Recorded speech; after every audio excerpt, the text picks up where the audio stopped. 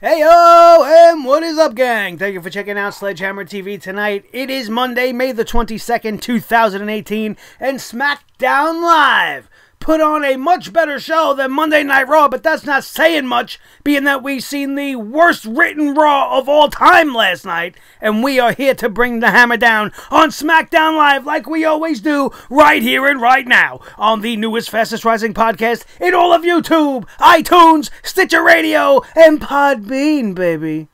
The Sledgehammer Wrestling Show. Let's do it.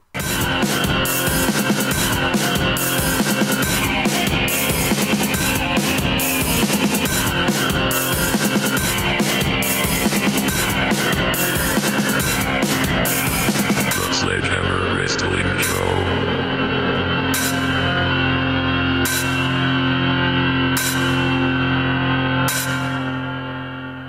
Alright, wrestling fans, thank you so much for joining me. My name is Nick Nightmare. Along with me, as always, is the world's greatest tag team, Thor, the wrestling god of thunder, the official sledgehammer of the Sledgehammer Wrestling Show, and my little buddy, my most trusted companion, and the world heavyweight champion of microphones, Blue the Snowball. Thank you guys for checking out Sledgehammer TV's Sledgehammer Wrestling Show. This is the official SmackDown Live review. And let's get this started, because you probably enjoyed the show tonight, right? You probably got all excited based off of that main event, because it was a very good main event, as we got to see Daniel Bryan take on Jeff Hardy for the first time ever. We had two first-time ever pairings tonight. We got to see The Miz versus Big E Langston, which I'm pretty sure if you go back, you might be able to find some sort of a one-on-one between these two back when they first started. But I'm probably wrong. But this was the first time ever these guys have been on the roster together all these years. This is the first time ever we've seen Big E versus The Miz one-on-one. That being said, that was the start and the end of the show, and everything in the middle, with the exception of Andrade Cien Almas, was absolute trash. And let's talk about some of the trash we had to deal with. There was some trash involved with The Miz right off the get-go. Now, MizTV tonight, you probably enjoyed MizTV. I enjoyed MizTV. I liked the dynamic of The Miz being serious, trying to get down to the nitty-gritty and find out which member of the New Day we were going to see take part in Money in the Bank. I wanted to know. You guys wanted to know. I was happy that this segment was going down. I figured we were going to find out. That's the WWE's MO. They're just going to throw everything at us. But I enjoyed their back and forth between each other. They talked each other up so well that there is a case to be made for each and every one of these guys to actually win the Money in the Bank contract. It was an interesting thing, and it led to this first time ever matchup between The Miz and Big E, which was actually not bad. It was actually just starting to get good when the WWE creative strikes again and gets fucking lazy and uncreative and send the bar out there for what God-known reason. What has the bar have anything to do with what The Miz is doing, with Money in the Bank, or with the New Day? Why? Because they lost last week? You lost. Get over it. What the hell are they doing out there, getting involved in this match? Effectively playing the part of the Miz-tourage for The Miz, making him look like the guy that can't get a win without a couple of guys in his back pocket to do the dirty work for him. The New Day weren't even getting involved in the match. There was no reason for them to come out there. It was absolutely a disservice to what The Miz was doing in the ring tonight, and what he has been doing since returning to SmackDown Live. They reverted back to that formulaic Raw bullshit when it comes to The Miz. But they don't have the Miz-tourage, so we'll throw Sheamus and Cesaro out there instead. I think it would have made much more sense in this night with the way things went down. The Miz can lose. The Miz could be allowed to lose. He didn't need to be pinned. He's the heel. He's the bad guy. He was being overpowered and overcome by a guy twice his size that could easily squash him like a pancake, no pun intended, because I'm tired of seeing the fucking pancakes. As much as I may have enjoyed all this, the pancakes annoy me. Why wouldn't he weasel his way out of this match? There's no way he could win. He went into this match knowing he wasn't going to win. The Ric Flair thing to do would have been to hightail it the fuck out of there with a no decision. He doesn't lose by getting pinned. He doesn't look weak. And Big E doesn't lose and look like a schmuck and get beat down by Sheamus and Cesaro. Now, this whole segment featured a fantastic spot, which didn't feature either of the two people who were competing in the match. I believe it was Xavier Woods came, or Kofi Kingston, whichever one it was, I forget now, came running around the ring and took a dive off of the steps and then launched himself off of Cesaro's shoulders and clotheslined Sheamus, and it was a very, very good spot. But as entertaining as it was, what did it mean in the end? Nothing. Just the same old shit, and The Miz looking like the fucking weenie that he doesn't want to look like. This is not what we wanted to see. But this is what we get. You know what else we don't want to see? We don't want to see fucking Lana in the Money in the Bank. This is a great show. I keep seeing everybody online. This was a great show. How could you tell me this was a great show when they had Lana win and qualify for the Money in the Bank? Lana! Remember about a year ago when Lana couldn't wrestle on television and they were contemplating taking her off completely? And now you're putting her in contention or in competition for the possibility of winning a briefcase that could end up with her being champion. What? What the hell are they thinking? Over Billie Kay? Now listen, you guys, you watch my show, you're fans of the show, you know I'm not the biggest fans of the iconic duo since they have been brought up to SmackDown Live. They've been terrible. They've been cringe TV. They've been absolutely awful. Every time they open their mouth and words come out, I want them to go away. All I want to do is see them come out and wrestle. I like the song. I like their look. They're two nice-looking girls. It's not about any of that. They're talented in the ring. If you've seen what I've seen of them, you know that they actually can wrestle. Peyton Royce is the better of the two, but you took that shot away from her. She had her chance. She lost. She's not allowed any second chances. We'll get back to that. But here you have a chance to have the iconic duo represented in the Money in the Bank by Billie Kay earning her way in. And I think earning her way in over Lana is well-deserved. I'm fucking sure Billie Kay busted her ass with her best friend to get to the United States, to get signed by NXT, to work for fucking years and years down there, to get to the main roster, to be told to lose to Lana in 1 fucking minute in a Money in the Bank qualifying match on national television. Great job! There's your reward for all your hard work. I don't give a shit about Billie Kay, but I feel bad for her tonight. I feel terrible for this girl. How could they do that to her? These girls are supposed to be on the rise. You're making her lose to Lana? Why, so you could take Rusev Day away from Rusev and give it to Lana? Lana's coming out here tonight with Aiden English at her side. We didn't even get to see Rusev. Why wouldn't her husband be out there to celebrate with her or to support her or to be behind her in her corner? He is the whole act. It's called Rusev Day. I'm getting so worked up, I'm banging the desk, I got shit falling all over the place. Where was Rusev? It's Rusev Day. It's not Aiden English Sing a Song Day. It's not fucking Lana Appreciation Day. It's Rusev Day. But you got two people out there that aren't named Rusev reaping the benefits of a Rusev Day in a match where she should be losing. It makes no sense. This is the same Lana that's got Aiden English in her corner tonight that wanted him removed. She was talking to Rusev a couple of weeks ago. What am I, brain dead? What do you think, I forgot? She was insinuating that Aiden English was holding Rusev back. And it looked as if she wanted to get rid of him. And now she's out there hugging him, celebrating. He's holding Lana Day signs up. What the hell is this? Why are the talented people not being pushed over the ones that so obviously don't need and aren't supposed to be in the ring. Lana's place is outside the ring. That's where she made her claim to fame. That's where everybody knows her. That's where everybody wants her. She should be the one singing Rusev Day songs. She should have came up with that. That should have been their gimmick. But it came through Aiden English. And now, supposedly, it's all supposed to be coming to an end. The WWE is probably going to put everything that we love to an early grave. Because it's not what they want. If tonight's not an example of that, I can't give you any other more clear example than that. The only representation of Rusev Day, the most over thing on SmackDown Live outside of Daniel Bryan, was Lana and Aiden English.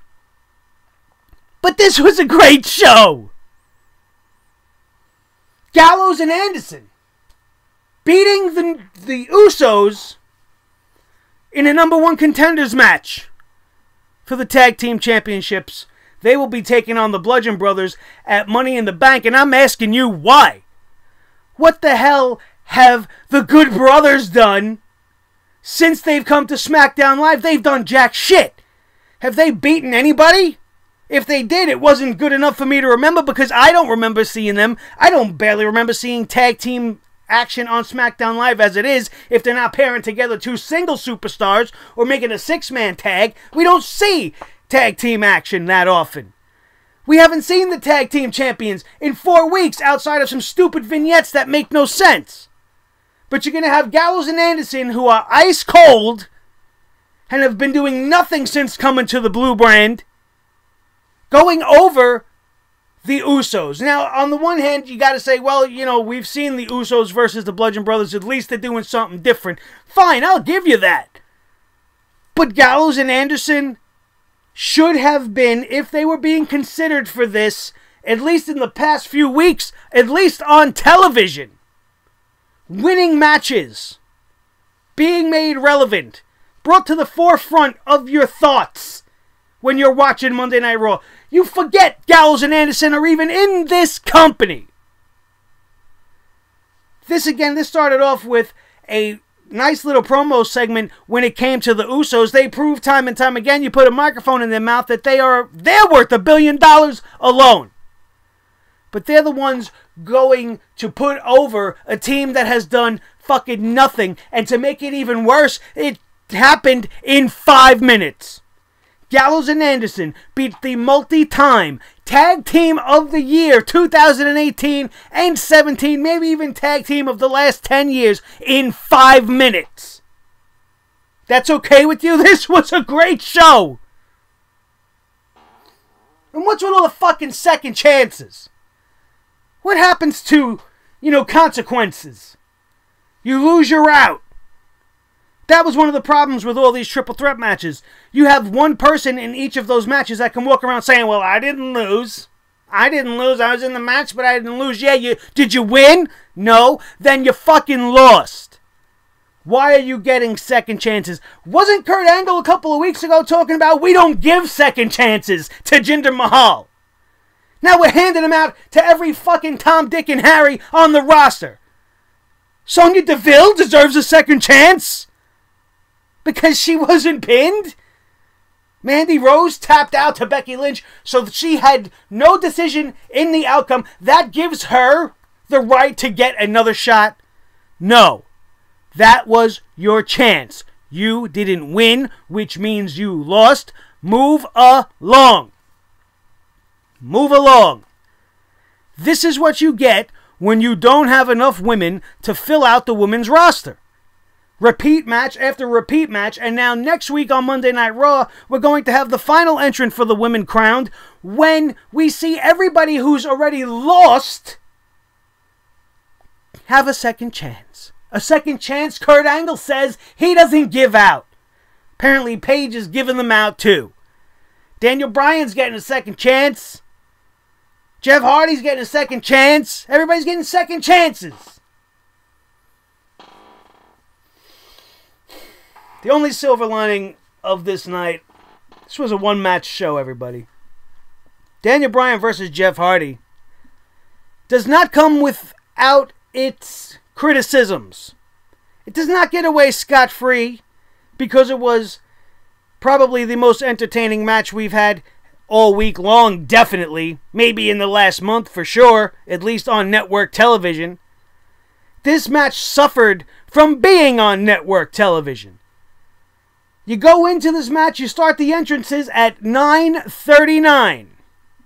And I seen more commercial than match before this thing was all said and done. This is the one time I've truly been envious of the live crowd. Normally, I don't want to be in the live crowd because who wants to sit through 4 and 5 hours of the most dreadful television that's ever been produced on TV, across cable, across the whole entire world, especially when it pertains to Monday Night Raw? Who wants to put themselves through that? But I was envious tonight because at least the people that were there at the DC United Center, they got to see the match. I'm sure it was even better for the people in the live crowd. If you were there, you could let me know whether or not I was right. This match also felt like, to me, it just seemed to start to get going, like Hardy and Bryan just finally started to feel their chemistry at about maybe 10 to 12 minutes, because it was a little awkward at the onset, but they got going pretty quick, but they seemed to finally click just as this match came to a pretty abrupt end. It's a little anticlimactic, if you ask me. I know Daniel Bryan throughout the match was working the leg of Jeff Hardy, and it made it very convincing and believable for him to tap out so quickly when he locked in that heel lock on the end of the night. But, you know, no signature maneuver finisher, no yes locked.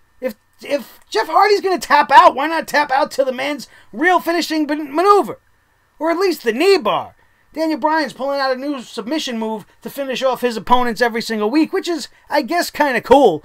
But in a big, high-profile match, don't you want to build to that anticipation, to that moment where he hits him with maybe the yes kick or those vicious corner drop kicks and sets himself up for that big finish with the yes lock? Not going to complain too much because, like I said, that was a very good match. It could have been great. I was stoked that it was getting started so soon before the end of the show. I thought for sure they were only going to give them about 5-7 minutes. But it looked like they gave them at least a good 12 to 15. I only saw about 5 to 6 minutes all in all by the time the commercials were all said and done. And why you would go to commercial during such a big-time match with some big-time implications for the winner, I will never understand. I will give the WWE credit as far as SmackDown goes on that and that alone, which is that they, at least their main event at the very least tonight, you know, it had a point. Big Cass was injured, so Jeff Hardy was put in as a replacement. Very similar to what they did with AJ Styles and Finn Balor earlier in the year when the roster was struck down with meningitis or whatever it was, and they needed a last-minute replacement. Finn Balor stepped up. We got AJ Styles and Finn Balor. Tonight, that same pretty much kind of happened. Big Cass went down with a legit injury. They insert Jeff Hardy into this picture to fill the spot, to not just give Daniel Bryan the match against Samoa Joe, which would have been the easy thing to do. They tried to make it interesting. They gave us a first time ever, once in a lifetime type of a matchup, and it went off pretty well. And it meant something. There was high stakes involved. There was a purpose for them to be fighting. It's very important sometimes for there to be something to be fighting for. And that second chance that they're so willy-nilly to give out is a very good carrot to be going after if you're one of these horses in the race. You understand what I'm saying? And they did a good job of that. And they also did a good job of making me want to watch next week.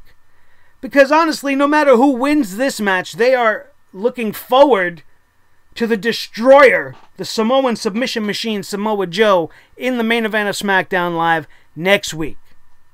And whether it's Jeff Hardy or Daniel Bryan, you're going to want to see that one. Once again, and it's for something. It's very important to have something to be fighting for. And to have somebody the caliber of Samoa Joe, as evil and as sinister and as brutal and just absolutely vicious as he is, going up against the quintessential babyface, everybody's favorite little guy, Daniel Bryan. Mr. Come From Behind, the comeback kid. Mr. Anti-Authority, the Everyman, Mr. Relatable, whatever you want to call him. That is a fantastic match. Has it happened before? Yeah. Absolutely it's happened before, but it's never happened before under the umbrella of the WWE, which is my biggest concern about this. Sure, I mean, they gave us Shinsuke and AJ. We wanted that, right? We thought that was going to be a dream match.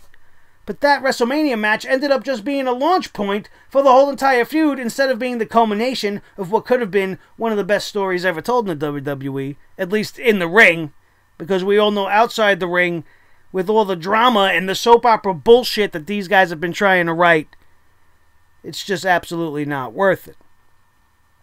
You could take that case in point with the AJ Styles Shinsuke Nakamura face-to-face tonight. We got Shinsuke Nakamura finally telling the world that the stipulation for their match is going to be a pillow fight. If that doesn't reek of horrible WWE creative, I don't know what else does. With the exception of the entire episode of Monday Night Raw, which we hammered down very hard. And if you missed that, make sure when you're done here to go check that one out. It will be linked in the annotations up above. But man, all of the talk that happened before the action got started, I really didn't care. I didn't care for it. Maybe I'm just at my peak, or I'm just too full of angst and piss and vinegar with the WWE creative. I don't want to hear anything anymore. I just want to see some fucking wrestling. That's why we're all here, aren't we? We're here to watch wrestling.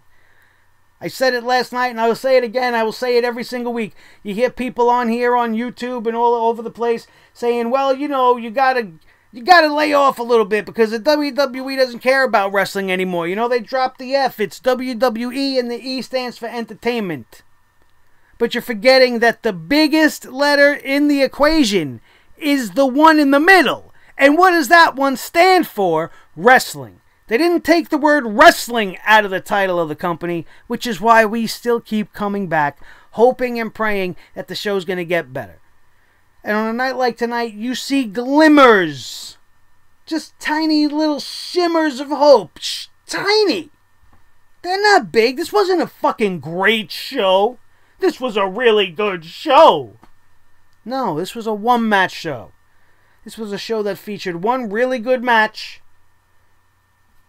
And outside of that, nothing else really of importance. Let's go down the official card. We talked about everything pretty much, but we'll tell you right now how everything went from start to finish. We began with MizTV. Like I said, it ended up in a match with The Miz defeating Big E Langston. This match went about 10 minutes. Didn't really mean too much in the end. And we will have to wait and see still who will be competing. Who will be the member of the New Day that will be in the Money in the Bank. So we have what, 3 more weeks left? 4 weeks to go? I'm sure we'll find out before then. I still say my money's on Big E no matter what. And I guess we'll just have to wait and see. After all this, we had the whole friggin' Lana thing. Who gave a shit about that? Lana with Aiden English defeats Billie Kay with Peyton Royce to qualify for the Money in the Bank at 1 minute and 8 seconds. An absolute disgrace to the entire women's division. A slap in the face to the iconic duo. And a kick in the balls to NXT once again. Because the WWE main roster doesn't give two fucks about what you do in NXT as long as you're somebody that they can take and feed to the people they give a shit about and the people they want to put over on the roster. And you can't tell me that I'm wrong and you look at that match and use that as an example. The only example that proves is that I'm fucking right. Lana beating Billie Kay tonight to qualify for the Money in the Bank. It's one of the worst decisions I've ever seen them make. Andrade Cien Almas defeated some guy. Didn't care to listen for his name. I don't think they even said his name. This match went 2 minutes. So it took Andrade Cien Almas A former NXT World Heavyweight Champion who's been putting on match of the year after match of the year with the guys down in NXT. It took him a whole minute longer to beat an absolute no-name jobber than it took Lana to beat Billie Kay. Let that crawl into your head for a fucking second. Tell me I'm crazy. You can't. Oh, good God. Carmella, of course we gotta see. Mella is garbage. She's not money to me. She's an absolute terrible thing to the SmackDown Women's Championship. I can't stand it, and I can't wait for it to come to an end. I didn't listen to a goddamn thing she said, and then she moonwalked out of the frame, and I couldn't have been happier to see her go. Bye-bye. We came back with the AJ Styles, Shinsuke Nakamura face-to-face. And the WWE creative, like I said, they want to have fun with this. They want to have Shinsuke Nakamura trying to have mind games and play with AJ Styles, telling him to be quiet, that he's in his head. He just wants to give him a knee to the face. He's decided they're going to have a pillow fight. Next thing you know, these guys are beating the shit out of each other. It scrambles to the outside. Shinsuke Nakamura delivers a Kinshasa to AJ Styles on the outside, right in front of the announce tables, and then climbs up on top and screams, "Last man standing." Don't be surprised if this last man standing match at Money in the Bank ends in a double finish, and both men don't answer to the 10 count, and we will finally see it culminate at Extreme Rules in Pittsburgh in the coming months. I wouldn't be surprised if they went that route, just to keep this thing going and not have to give one more win to either of these guys and keep us on the hook. But do you still care if they go last man standing? Neither man can rise to the 10 count. Both men get counted out. Are you going to be disappointed? I think I might be a little bit. But maybe we have to be patient. You know, this whole segment wasn't really all that bad. It was maybe one of the better ways I've seen them feature this feud.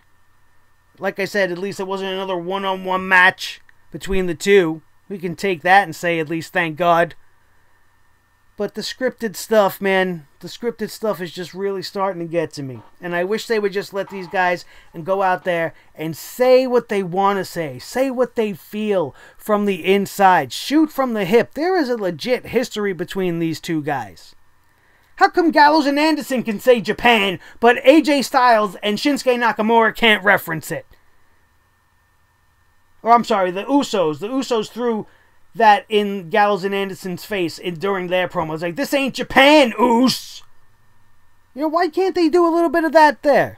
But no, it's just more of the simple old family-friendly WWE cable TV standard back and forth, face-to-face that ended up in a brawl, and now we have a last man standing match. AJ Styles, Shinsuke Nakamura for the World Heavyweight Championship at Money in the Bank. So that was that. Where did we go next? Let's scroll down on the notes here. We had the Gallows and Anderson match with the Usos becoming #1 contenders in 5 minutes and 19 seconds. Absolutely ridiculous. Unacceptable.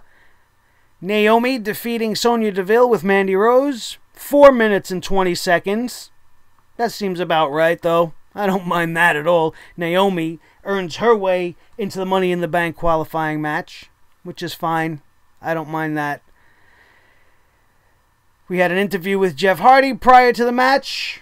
He said he's very much looking forward to getting in the ring with Daniel Bryan, and he's getting ready to fly, or whatever. He's all extreme and blah, blah, talking about neurons and electrons and whatever. You know, doing his whole Hardy thing. It was great. Daniel Bryan earlier in the night, the same thing, talking about how he's going to face Jeff Hardy.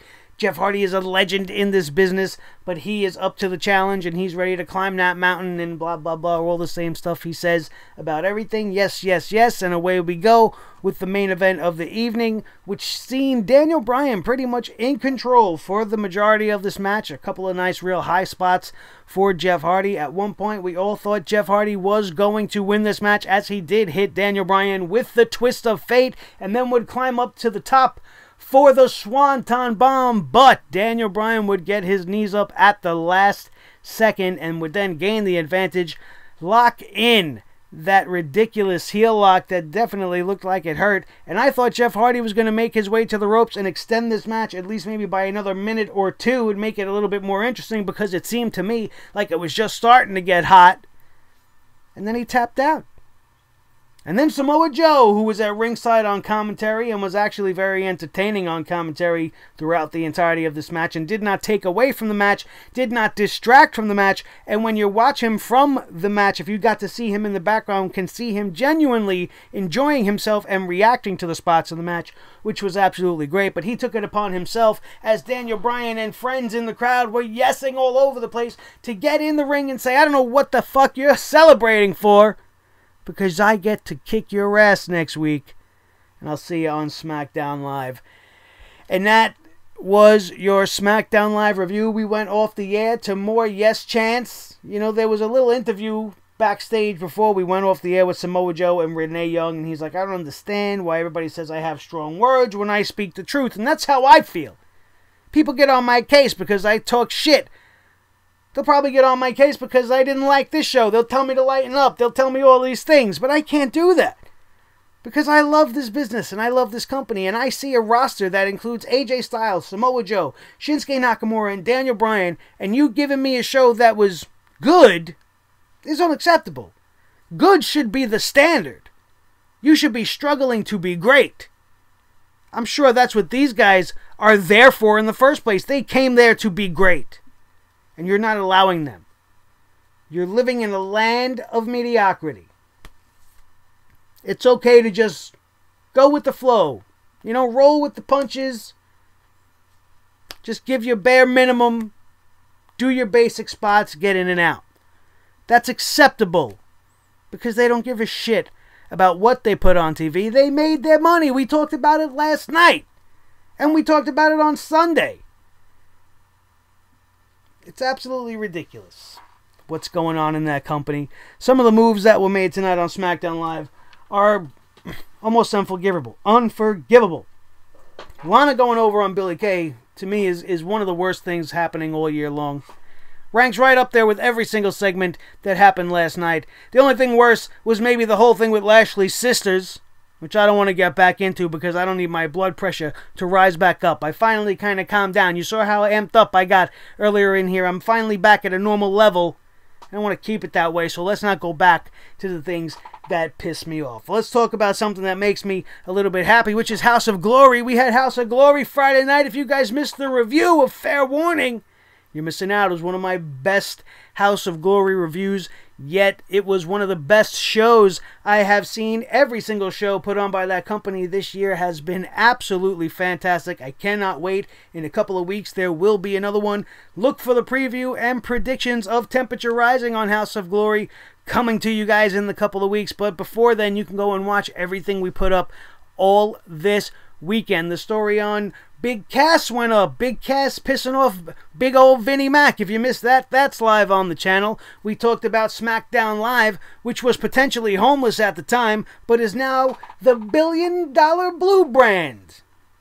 WWE making bank on SmackDown Live with Fox announced yesterday. We didn't really talk about all that, but we talked about all the speculation leading up towards that. If you missed all of that, go check it out right now. Plus the Monday Night Raw review, where we absolutely bashed Monday Night Raw a new asshole, because it definitely deserved it, because it made me feel like an asshole just for being a wrestling fan. At least tonight they redeemed themselves ever so slightly, and I look forward to tomorrow's NXT to give me back my wrestling soul, as WWE seemingly has sucked it kind of dry. And maybe I would have enjoyed SmackDown Live a little bit better tonight had I not been so pissed off still 24 hours later about what I had to watch last night on Monday Night Raw. Thank you guys, as always, for being with me. Do not forget to follow me on Twitter. @NickNightmare is the handle. Check out the Facebook fan page, our main hub, where you can find out everything that's going on at Sledgehammer TV. That is Facebook.com/The Sledgehammer Wrestling Show. All one word, no fancy little digits or doodads in between. All one gigantic word. Very easy to remember. Go over there. Follow us there. Like everything that you see, especially this video that you just watched right now. You know you had a good time watching me bring the hammer down on SmackDown Live, and you agreed with every single thing that I had to say, and that's why you are still here at 35 minutes in. So make sure you smash that thumbs up. Let everybody know that you enjoy everything that's going on here on the Sledgehammer Wrestling Show. Share this video with all of your wrestling friends across the entire wrestling world, and let's spread this show like a virus, like a disease that will eat away at you when you don't get it, but not in a way that like deforms you or is really, you know, actually killing you, because we don't want that. We don't want anybody to get hurt or whatever. But, you know, like a good disease. You know what I mean? Let's just spread it. Let's just spread the word, because word of mouth is the best way to get this show bigger and better. We are gaining subscribers by the day, and now is the call of the time. I'm sorry, the call to arms. And it is the time. Those are the two things that were mashed up into that bullshit for you to hit that subscribe button right now. If you are not part of the Sledgehammer Club, this is the official home of the Sledgehammer Club. That is Sledgehammer TV right here on YouTube.com, the official internet home of the Sledgehammer Wrestling Show. But we are also available on iTunes, Stitcher Radio, and Podbean, baby. You might want to ask why I say Podbean in such a sultry and seductive way as opposed to the other two. And that's because Podbean holds a very special place, as that's where this whole entire thing kicked off. And we have been with them now for 2 years. We have been here on YouTube. We are going on 2 years this summer, and it's been an absolutely fantastic ride. And I have each and every one of you guys to thank for that. Don't forget to leave a comment down in the comment section. That is always your property. Just keep it respectful and keep it light, and don't make me have to kick your ass out of here, because that is not what I want to do. I have some of the most intelligent and knowledgeable wrestling fans across the globe. We have a good time in that comment section, and I welcome you to do so right now. Let me know what you thought of the show. Let me know what you thought of SmackDown. Let me know if you want to see some NXT. I've been getting a lot of requests for NXT reviews, and though it does not really fit into my schedule at home, I just might try to squeeze a few of them in for you if I get enough requests. So make sure you leave those requests down in the comments or at my Twitter page. Get at me. Let me know what you want to see me do, because I'll do it. Just, you know, keep it appropriate, because I ain't getting naked on YouTube. It's not happening. I'm sorry. Don't get your hopes up if that's what you were hoping to see. It's not going to happen. It's not what we do here. Alright, let's wrap this up. That's going to do it, you guys. My name is Nick Nightmare. This is my trusty Sledgehammer, Thor, the wrestling god of thunder, the official Sledgehammer of the Sledgehammer Wrestling Show, and my little buddy, my most trusted companion, and the world heavyweight champion of microphones, Blue the Snowball, good old Blueski. Thank you guys all for checking out the Sledgehammer Wrestling Show today. That is going to do it, and we are out of here, and we will see you next time right here on the Sledgehammer Wrestling Show. Have a good night.